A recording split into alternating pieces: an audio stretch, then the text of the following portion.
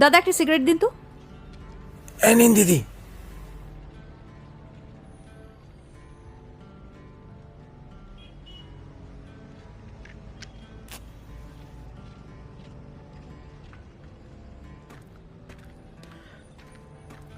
নিদাদি শোনো, তোমার সাথে আমার একটা কথা আছে।